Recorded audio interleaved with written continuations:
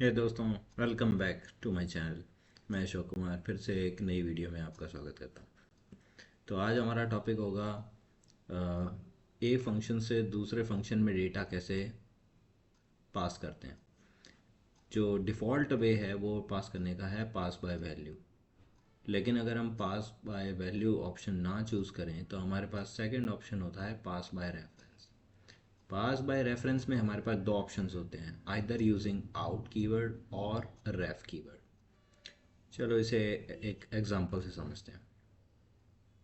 यहाँ पे हमारे पास एक कंसोल एप्लीकेशन है जिसमें एक मेन मेथड है। मेन मेथड के अंदर हमने तीन मेथड्स बना रखे हैं। इस क्लास में तीन मेथड हैं, डिस्प्ले डिस्प्ले पास बाय आउट और डिस्प्ले पास बाय रेफ। हमने एक वेरिएबल ले रखा है इंटीजर टाइप का आई, और तीनों में वो पास कर दिया।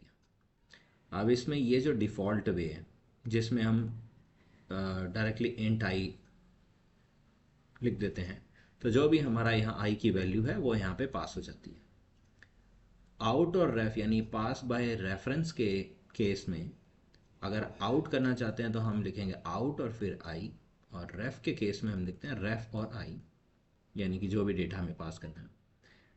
इन दोनों में जो मेजर डिफरेंस है वो ये है कि अगर हम आउट यूज़ कर रहे हैं तो हमें जैसे ये मैसेज बता रहा है कि हमें इसको एग्जिट होने से पहले आई को इनिशियलाइज करना पड़ेगा।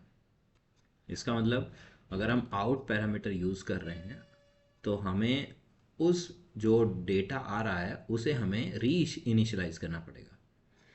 इसका मतलब ये है, इसको हम इस तरह भी समझ सकते हैं कि अगर इस मेथड में कुछ हम डेटा पास कर रहे हैं ऊपर से इनिशियलाइज करके वैल्यूज़ का, तो वो डेटा यहाँ पे हमें को उसका कोई यूज़ नहीं है क्योंकि अल्टीमेटली हम उस डेटा को रीराइट कर रहे हैं।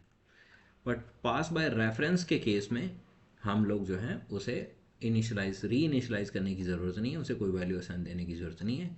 हम लोग डायरेक्टली उसे यूज़ भी कर सकते हैं और हम उसे कोई नई वैल्यू असाइन भी कर सकते हैं। वो हमें वो वैल्यू जो है वो डायरेक्टली इस आई में अपडेट हो जाएगी। बट आउट के केस में ऐसा कुछ नहीं होता। तो यही एक मेजर डिफरेंस है आउट और रेफ के केस में, जो कि पास बाय रेफरेंस के केस में यूज़ किया जाता है। Thank you guys.